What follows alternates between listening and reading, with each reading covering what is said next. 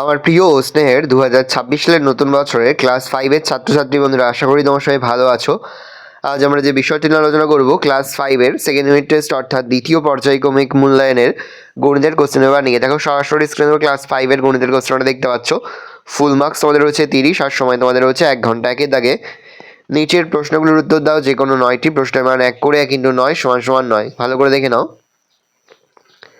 তারপরে তোমাদের রয়েছে 2-এর দাগে নিচের প্রশ্নগুলোর উত্তর দাও, যে কোনো 6টি প্রশ্নের মান রয়েছে 2 করে 2 × 6 = 12।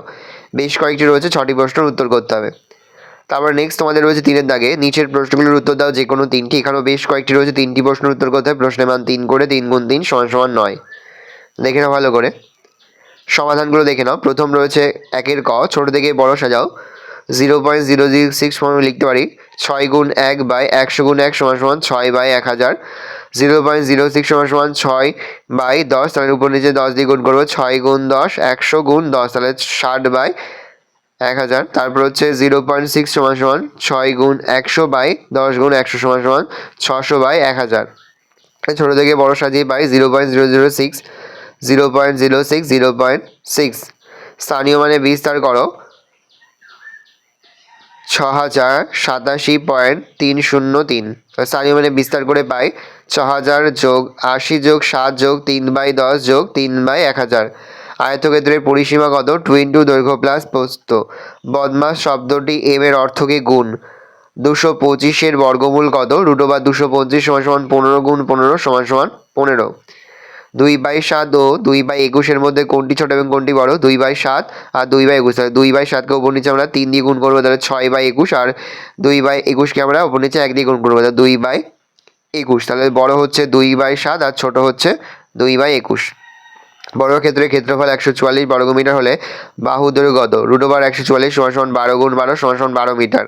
আয়তক্ষেত্রফল দৈর্ঘ্য × প্রস্থ। 33 পূর্ণ 1/2-কে অপ্রকৃত ভগ্নাংশে প্রকাশ করো। 33 পূর্ণ 1/2 = 67/2। কোন বন্ধনীর কাজ সবার আগে হয়? প্রথম।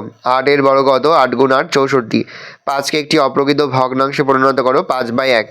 1/4, 1/8, 1/16-কে ছোট থেকে বড় সাজাও। তাহলে 1/4 উপর নিচে 4 দিয়ে গুণ করবো, 4/16। 1/8-কে উপর নিচে 2 দিয়ে গুণ করবো, 2/16। 1/16-কে উপর নিচে 1 দিয়ে গুণ করবো, 1/16। অর্থাৎ ছোট থেকে বড় সাজিয়ে পাই 1/16, তার থেকে বড় 1/8, তার থেকে বড় হচ্ছে 1/4।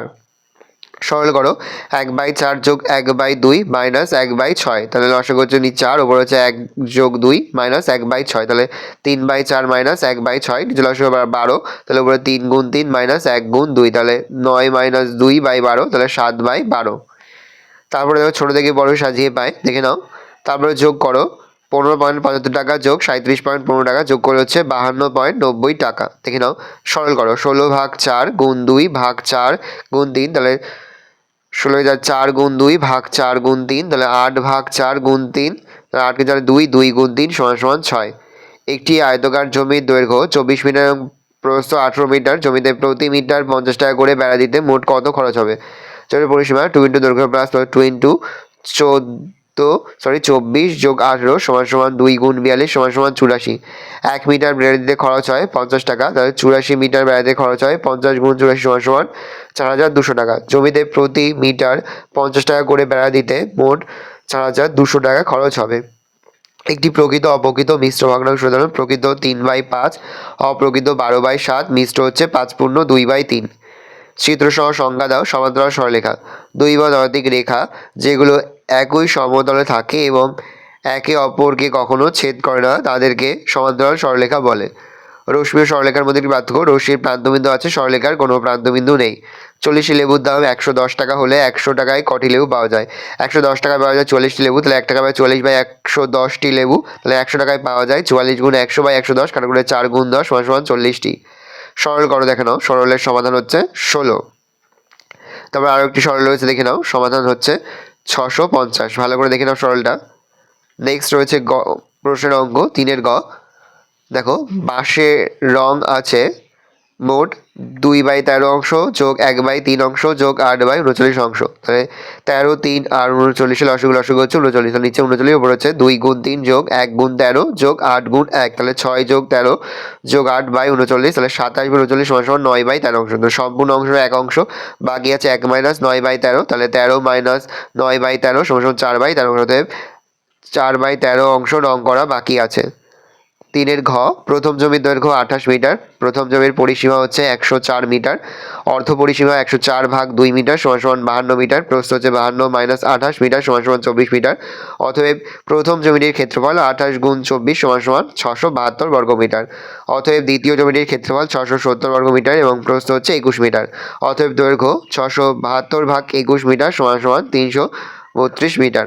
অতএব দ্বিতীয় জমিটির পরিসীমা 2 × দৈর্ঘ্য হচ্ছে 32 আর প্রস্থ হচ্ছে 21, তাহলে 2 × 53 মিটার সমান সমান 206 মিটার।